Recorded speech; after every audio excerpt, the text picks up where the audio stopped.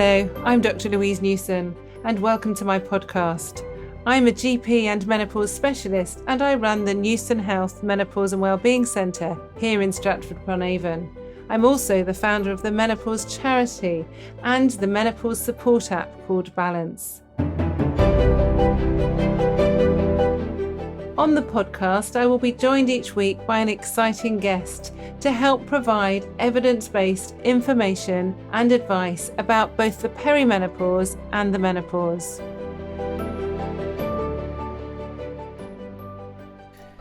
So today on the podcast, I am very, very excited. I'm often excited, but I'm really excited today because I have someone with me who I would bet all of you have heard of, but probably don't know. Just from the screen and the amazing work he's done. But I've got the pleasure of having him in my podcast studio. So Joe Wicks, the body coach, the most amazing person with the most incredible values and a really incredible father of 3 lovely children. So welcome, Joe, to my podcast. Thank you so much. What a lovely introduction that was. And I love talking to you because I learn so much from you. It's like being at school. I learned so much about different things, which really helped me in my, in what I'm doing, trying to help people move. So thanks for your time. And I look forward to learning more from you. Well, do you know what? I love it because you reached out to me, and I love it when people reach out to me who I don't expect. And I have this sort of crazy wish list in my head of things that I want to do or people that I want to meet before I die, and I never share it until it's happened. So actually, in lockdown, when I was trying to do those lovely exercises with my children in my front room, looking at you doing it effortlessly, and me who's so used to yoga rather than all the sort of high intensity stuff, thinking one day I'm going to meet this guy because he's not only really good, he just seems really caring. And there's something about people who are not just inspirational but do it with passion. We've talked a lot offline before about people chasing money, and money changes people, but actually in your heart you are a kind person and you want to help people, and that shines through all the time. And I remember looking at you in my sitting room getting a bit sweaty and thinking, how am I going to reach Joe? How am I going to get hold of him? He won't be interested in the menopause. And now you've come onto a menopause podcast, Joe. You've come onto the other That's side. amazing. So I had no idea that you did my PE with Joe work. Thanks for that. I'm so, and I'm glad that it comes through because I am so passionate and I love helping people. I get so much joy. I get so much of my kind of, motivation and energy comes from seeing people who are struggling with physically and mentally, and seeing them, turn things around. And it's amazing. And I think what you're doing as well, you've helped my mum. I've, personally helped my mum with her HRT, and it's really helped her, and I can see the benefits. So thank you for taking care of my mum, and in a way kind of paying back that love that I put out on PE with Joe. You've helped my mum now, so thank you. Well, I feel we're both really privileged in our jobs, aren't we? I'm so privileged being a doctor, and I've always thought that for the 30 odd years I've been a doctor, because people confide in me and I can help them. And sometimes it's just listening to them is helping them. Often it's prescribing and looking very holistically. But actually it's even more, as I get older, it's more about how do we prevent disease? How do we keep away from doctors? Because as much as I like seeing patients, I don't really want them to be ill. I don't want them to come when they've got diseases that could have been prevented. So it's also about how to spread that message so people can be in control. And I think we all want to be in control of our lives. There's lots of circumstances where we can't be in control. But actually, the older I've got, the more selfish I've got, because I think if I don't look after myself, I'm going to be a rubbish mother. I'm going to be a really crap wife for my husband. But actually, my job is going to be awful. If I go into work tired and demotivated and sluggish, no one's going to think that I'm a very good doctor, and I won't be. So looking at everything in our life, we always talk about how much we need to do more and more and more exercise. But for so many people, that's just overwhelming, isn't it? It's so hard. So how did you get from being somebody who, I know your journey hasn't been easy. You've not had an easy upbringing and lots of challenges, but you've always found that space to not just help yourself with exercise, but helped others as well. Well, I've always had exercise, and I've always, I think more so looking back now in, my childhood, that exercise for me was like my medication. It was my therapy. I was going through difficult things at home, and for me, PE, and specifically the male PE teachers, were such positive role models to me, and they really understood me, and they could harness my energy, and I wasn't this disruptive, distracted troublemaker. I was actually a kid that wanted to be in the class. And what I realised was from such a young age, probably from 7 or 8 years old, that when I moved my body physically, like exerted myself, I could release all those negative emotions, anxiety and stress and fear and all those overwhelming feelings I had as a young boy in a family of addiction and mental health issues. And so I got that in my DNA at such a young age. And I now basically want to do the same thing, help young people, because it is really hard getting adults to exercise who have been sedentary all their life. But I think if I can put all my energy and all my love into getting young people, really falling in love with exercise, really seeing how it can make them feel, then I'm going to make some impact, some real long-term impact that can hopefully influence their lives, but also their children's and their families in the future. Because you've only got to inspire one person in the household, and it kind of elevates everyone else. Everyone else starts to sort of want to eat healthy. Everyone else wants to start moving more. So, yeah, it's been a challenge. And the biggest thing is obviously motivation, because people want to change. They want to eat healthier. They want to move more and exercise. But there's so many barriers and so many obstacles in their way in this modern world we live in that it is really hard to motivate people to keep moving and keep going.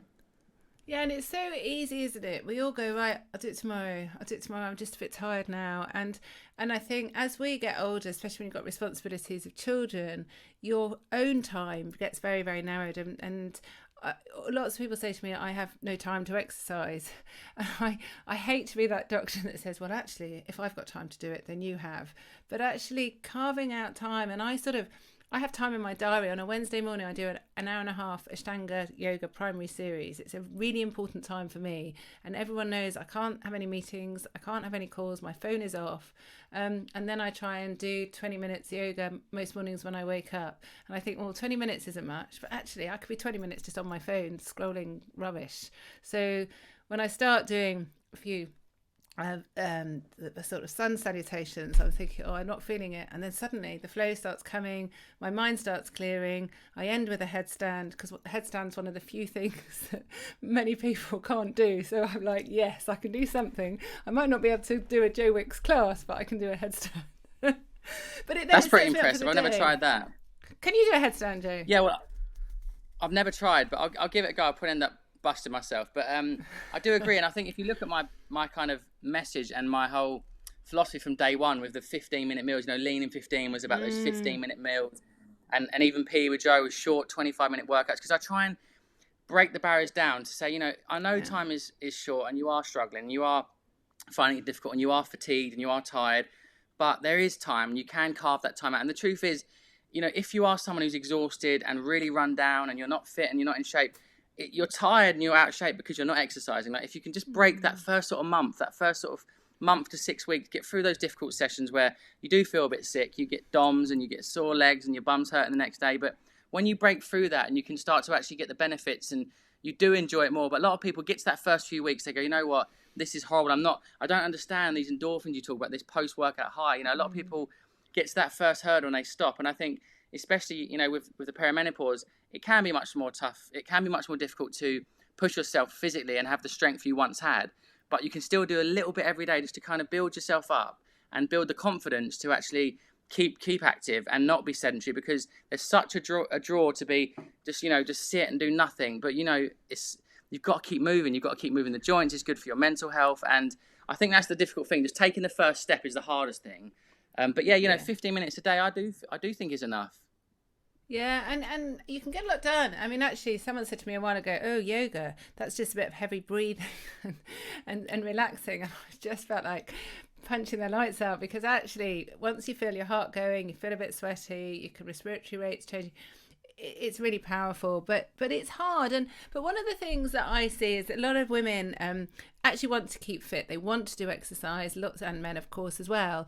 But during the perimenopause, as you know, there's no test for the perimenopause. There's no blood test, there's no saliva or urine test. It's based on symptoms, but they can be very subtle. So symptoms such as low mood, anxiety, just feeling tired. Well, that could be life as well. So it's very hard to know.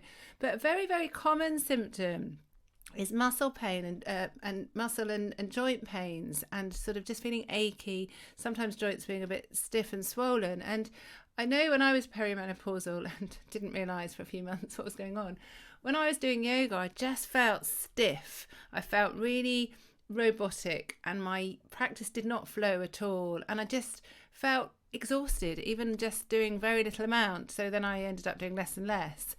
And actually, if I'd listened to this podcast 7 years ago, then I would have, maybe the penny would have dropped, because my exercise tolerance wasn't as good, my performance wasn't as good. And I see that a lot in people that exercise well.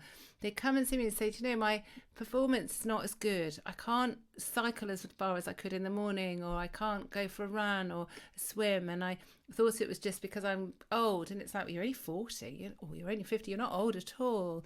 So it's something that happens quite a lot. Whereas I think for many years, people haven't realised it's related to their hormones. Because if you think of hormones, you don't always think about exercise, do you?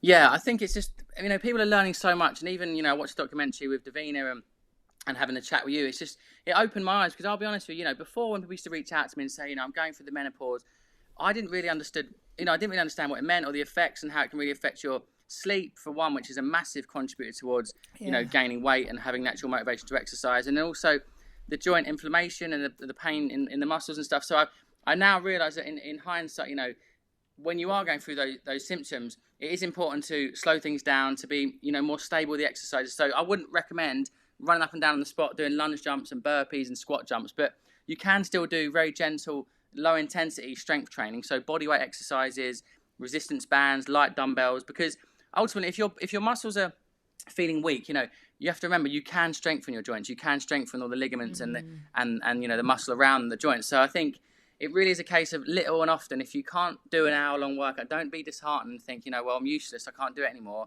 Just set yourself a goal. Could I do 10 minutes a day? You know, can I focus on just doing some hip openers and maybe doing 10 minutes of lower body exercises? It's just going to build that strength and that confidence to keep coming back. And I think, you know, I can hear that a lot of women just lose that motivation to exercise, and they also feel that they're a failure because they can't do what they used to do. But, you know, that's such a negative mindset. You have to believe that, you know, I can rebuild my strength, I can adapt my exercises. And, you know, it's more about mental health. You need to, if you're having those symptoms of anxiety, depression, you're getting stressed at work, you're finding it overwhelming. You know, my mum left her job as a social worker because she was losing her mind at work and didn't realise she was going through the perimenopause. And so, you know, luckily she exercised now. She's managed things a lot more. But I think for some women, if you don't have exercise, things are going to feel a lot worse and a lot more challenging. Like, exercise, for me, is such a powerful tool to release all those negative feelings you might have in your mind. Absolutely. And I mean, the other thing is, even women who aren't perimenopausal, so PMS or PMDD, there's this drop of hormones before periods, and a lot of women say, I just don't exercise before my periods. But often thinking about hormones, and actually then thinking about how can we replace the hormones. Well, a lot of people say, well, exercise can improve menopausal symptoms, and they might do to some extent, but they're not going to replace the missing hormones. And it's really important that women don't set themselves up to fail, because it's so disheartening when you're perimenopausal or menopausal and then you feel worse and you're trying to have a healthy lifestyle. And someone sat in my clinic a few years ago, she was a doctor who was trying to set up a clinic, and she said, Louise, why are you prescribing HRT? I get all my patients to exercise better, to eat better, to sleep better, and then almost as a reward I'll give them HRT. And I said, but actually you're trying to fight a deficiency. How can you do that without replacing the hormones? So for those people that want HRT, replacing hormones means that then they can then concentrate on exercise and sleep and nutrition so much easier, and they're not setting themselves up to fail. And the other thing is, one of the reasons I take HRT is because I'm very worried about osteoporosis. We know osteoporosis affects 1 in 2 women over the age of 50. 1 in 3 will have an osteoporotic hip fracture. This weakening of the bone occurs very rapidly without hormones. And so doing exercise as well as hormones is really good, isn't it, to strengthen our bones as well as our muscles? Yeah, when you say it like that, it makes perfect sense, because it's almost like trying to force, you're going against your nature, isn't it? Your body's saying to you, like, I haven't got that right now, I haven't got what you want. And it's, you know, you can try and lift weights and try and increase your natural testosterone levels, but like you said, if you can just get the natural levels, and then suddenly the drive to exercise and the muscle pains might be going, and, you know, you might have that clear mind to go, you know what, I'm going to set myself a challenge this week, or I'm going to, you know, prep meals. So much of it comes from just momentum as well, doesn't it? Once you take that first step and you sort of get moving, or you start prepping your meals, you're on a roll, aren't you? But I think, like you said, it's like trying to get someone out of depression. Sometimes it's really hard getting them to take the first step. I mean, I cook all my food from scratch, and everyone thinks I'm some amazing person, but I'm always thinking ahead. So, you know, tonight I knew I wasn't have much time because of obviously talking to you, and I had to take one of my children to a piano lesson. And so I'd roasted some butternut squash before, I'd cooked some quinoa before, and I just, you know, fried an onion and some mushrooms and some goat's cheese and mixed it all together. That's it. I've got my next 3 meals are done. So it's easy. But actually, if I'd been menopausal, there's no way I would have even thought ahead. I would literally come in and then I think, well, what can I eat? You know, and then you end up snacking and then you end up feeling worse because you're eating bad. And then it's just this constant swirl. And then women just feel bad about themselves because we know we should be eating healthily and we know that we should be doing all the right things. But it's really difficult if your brain doesn't work. And one of the things we're doing with some of the research is looking at the menopause and thinking it actually of a brain condition. It's not an ovary condition. It's not a fertility condition. The receptors of our hormones, estrogen and testosterone in our brains are so important. But like you say, if you don't have your brain working and you're not motivated and you're not happy and you maybe have anxiety, then it's really difficult. And, you know, no wonder women feel bad, you know, and then they put on weight because their metabolism changes. So they're, you know, lycra or their running shorts just don't feel the same. And then you're not going to put them on or go and see your friends for a walk in the park because you're feeling awful. So it's looking at how we can treat people earlier so then they can carry on their lifestyle and actually make it better. I mean, I'm fitter now than I was 10 years ago, but that's because I've kept my exercise going. And you're not too old ever, are you, Jo, to start exercising? No, definitely not. You've got to always think, you know, that you might be starting from a different point. You might not be as fit as you were when you were 20 years old, but there's always a way of building strength. And that's the great thing about the human body. You know, if you stimulate it and if you do the right things, you know, you can build your fitness, you can build muscle. It takes time, it is hard. But I wanted to talk a little bit about sleep, because one of the things I talk about and I promote a lot is, you know, the importance of sleep. And then I obviously get a lot of messages from women saying, you know, going through the perimenopause and it's almost impossible for them to sleep. How common is that sleep issues and insomnia? Is it like really common for everybody going through the menopause? It's really common. And if we look at the Balance app, it's in the top 10 symptoms is poor sleep. And I hadn't realised actually, because when I was at medical school, obviously no one taught me about the menopause. And then you think about night sweats. So even when I was perimenopausal, I did have night sweats and I woke up dripping in sweat thinking, I didn't know what I was. I didn't realise it was due to my hormones.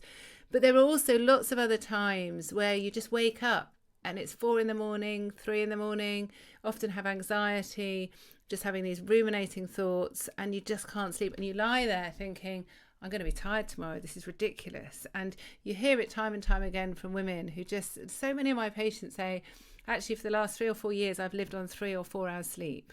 And they go to bed early because they're feeling tired. They might drift off to sleep and then they wake up and go to, and you know how bad it is for our health not sleeping. And once I started my clinic several years ago now, first thing that people used to thank me for was their sleep. I was like, what do you mean? Thank you. And then someone showed me their Fitbit and they were awake 47 times in a night. And then 3 months after HRT, it was literally 3 times a night. And I was thinking, this can't be right. And I now have a specific thing where I'll ask people about their sleep and their quality of sleep. And do you wake up refreshed? And most women will say, no, not at all. And when I wear an Aura ring, which monitors my sleep, and I don't sleep very long because I'm quite busy, but I literally go to sleep, go straight to deep sleep, bit of REM sleep, bit of light sleep, and then I wake up. There's none of this waking in the night unless my husband's snoring. Then that's a different matter. But it's really efficient sleep. Whereas before I was probably in bed 2 hours longer, but I wasn't sleeping well. I'd never wake up and refreshed, and I certainly would never have the energy to wake up and do yoga. You know, everything, I would be snoozing my alarm and thinking, I'm so tired, this is awful. And we know that estrogen and testosterone, and actually for a lot of women, it's the testosterone that can make a big difference for their sleep. And without sleep, poor sleep is a form of torture, isn't it? It's really horrible. I mean, you've got 3 children, and when you can't sleep, and it's not especially when you're woken up and it's not what you're expecting. We always have these rhythms where we have a lighter sleep, but not to be waking up, and it's horrid. It's really horrid. Yeah, I think that's probably the biggest factor in terms of body composition and weight gain. I honestly think that sleep is the biggest marker of health and also mental health, because if you are a new mum, I'm a new parent obviously, and it's tough. Like, you wake up broken sleep, you're not quite the same. I might train, it's not as hard. I might be snacking, I'm making probably not as healthy food choices. And so it makes everything feel a little bit harder. Your meal prep goes out the window, you know, you can't be bothered to train. And so I think, you know, for women, especially going through that time, I think a lot of the weight gain will be down to the fact that they're just so sleep deprived that you don't have the energy. So what advice do you give to people then in terms of getting a better sleep routine? Like, is it literally HRT is kind of the fastest way to get that routine back to regulation, sort of thing? You know, often what I'll say to women, you know, let's rebalance your hormones and see what's left, because all I'm doing is topping up your missing hormones if you're perimenopausal, or replacing your missing hormones. I'm not doing anything that's out of kilt to what your body should be used to. And then see what's left. And obviously, if you're going on your screen just before you go to sleep, if you're, you know, watching a horror movie and expect to go straight to sleep, there's simple things, but most people know that, don't they? They know about their routines. And then there's sometimes people take magnesium. A good quality magnesium supplement can help with sleep. You can't do a magnesium blood test because it's within the cells, so doing a blood test doesn't make any difference. Some people find, you know, just meditation, some relaxation. It's really hard to switch off. And I know a long time ago I was trying to learn how to meditate, and I'd spent so long thinking about what I should be doing that I could never switch my mind off. So actually just, you know, visualizing your mind being empty, is that, well, you know, it's so important, isn't it?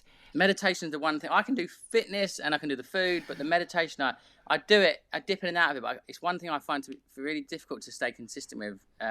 But no, I do. It does have a massive impact. So I like listening to the sleep stories on Calm. I listen to the Calm app and stuff. Yes. So, you know, they help me get to sleep at night. But for me, you know, the screen time, the device is a massive disruptor. For me, I have to just leave my phone downstairs. I can't have it in my bedroom because it's so disruptive to my sleep. But yeah, you know, I think some things you can do, you know, sleep hygiene, getting into bed at the same time helps, having that regularity of your sleep. But, you know, it must be so difficult when you're going through the menopause to want to just sleep, but you know, you can't. And I can really understand how much must be so difficult.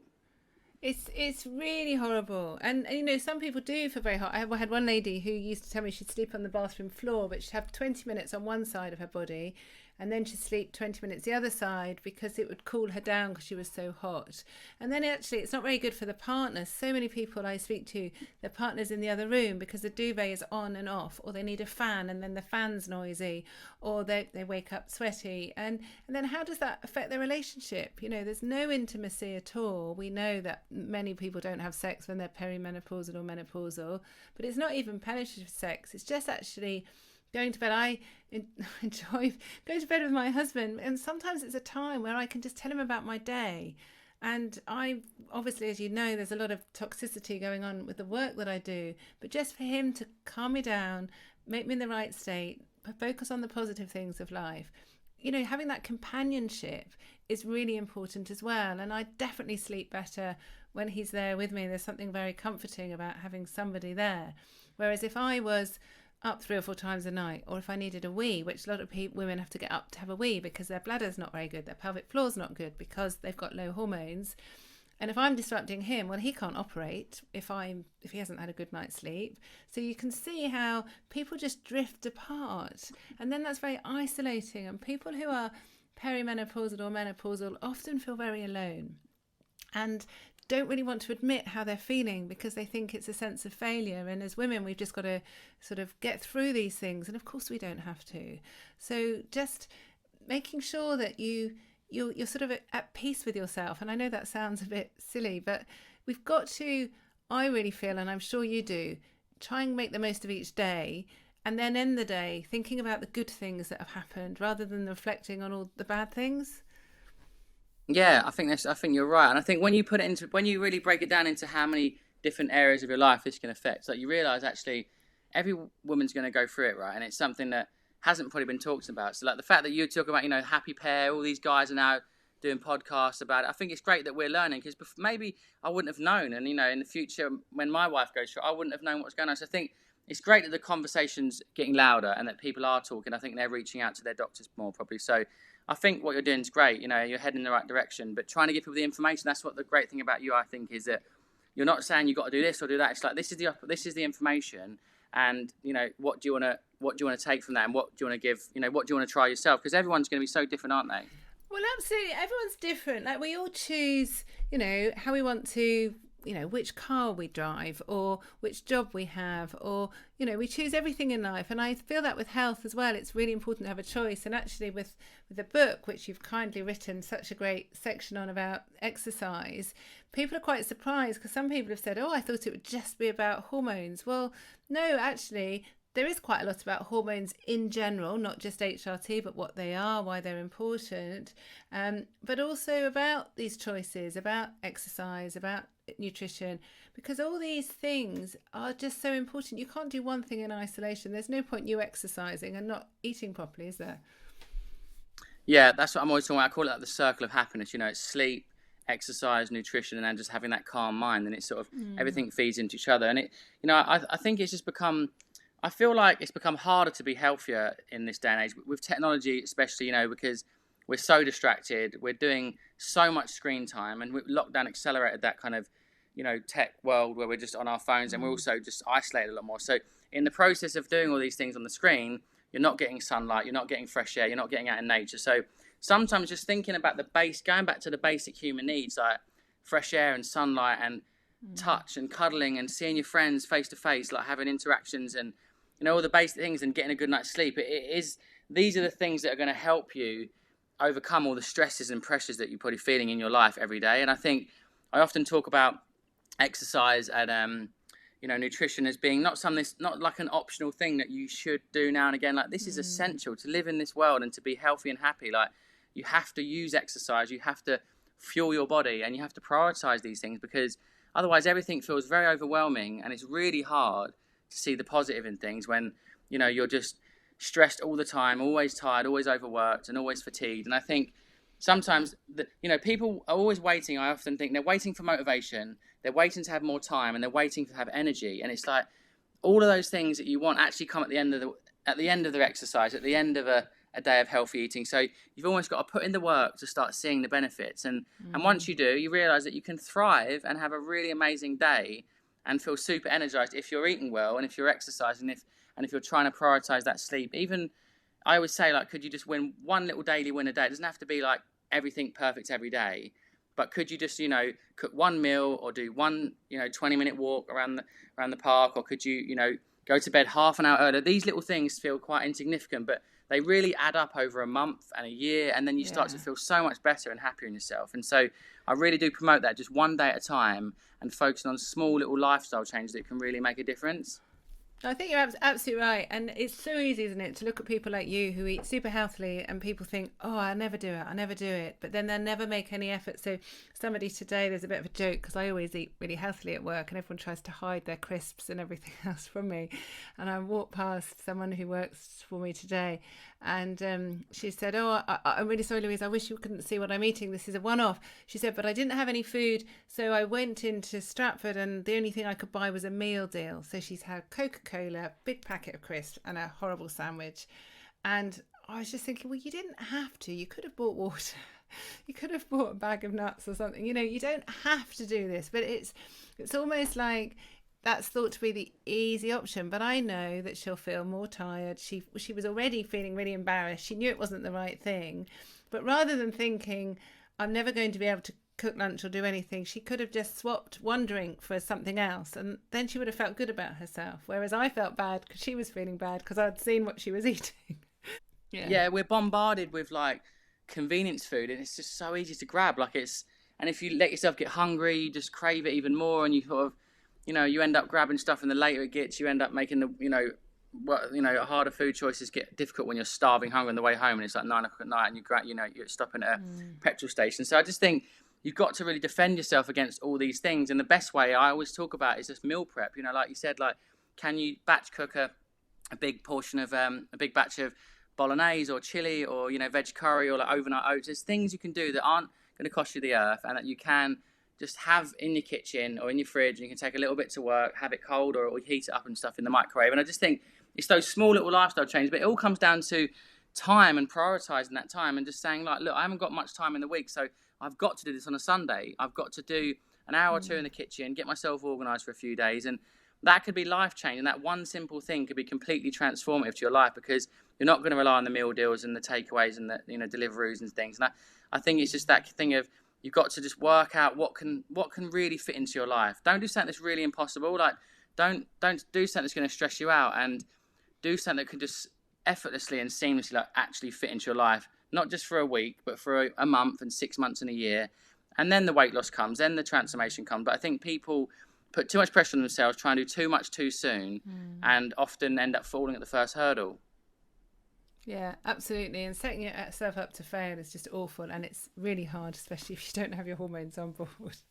So, Joe, I'm really grateful for your time. I could listen to you all day because you're just so fantastic. But before I end, and I'm going to put you on the spot, so I always do 3 take-home tips for the podcast. So I want to ask you what 3 things you'd recommend for those women who, or men actually, who just may be struggling without much motivation, but they would like to get back into exercise. So what 3 things would you recommend? Well, number 1, I always say you have to prioritize sleep. So make that your number 1 priority, because we do start really late. We get hooked on the next series of You on Netflix, or we binge watch a series on Amazon Prime, and we kind of, as human beings, we deprive ourselves of sleep. So try to celebrate an early night. Like, see it as an investment. Like, if you sleep an extra hour, you're going to wake up with more energy to work out. So sleep really is an investment. The second thing, if you can and your schedule allows, try and do a morning workout. I think it's so transformative to how you see the world and how you take on stress and how you can take on pressure at work. It can help with your relationships with your children, your family. It's so good to, if you can, switch your life upside down from an evening sort of workout, if you can, to a morning workout. I think it's so good. And then thirdly, I've been saying this since the very early days of Lean in 15. I used to say, prep like a boss. So prep your meals, do a shopping list, get all the ingredients, protect yourself against the fast food and all these takeaways and all these kind of convenience foods that are just there every minute of every day. By preparing your own meals and setting yourself up, you are literally setting yourself up for success. So yeah, I'd say sleep, a daily movement in the morning, whatever you can do, and meal prepping on a weekend is going to really make a difference to how you live your life. Fantastic. You make everything sound so easy. But thanks ever so much. I really appreciate your time today. So thanks, Joe. Thank you. Yeah, we could talk for ages, can't we? But I hope you enjoyed the chat, and I look forward to seeing you soon. For more information about the perimenopause and menopause, please visit my website, balance-menopause.com, or you can download the free Balance app, which is available to download from the App Store or from Google Play.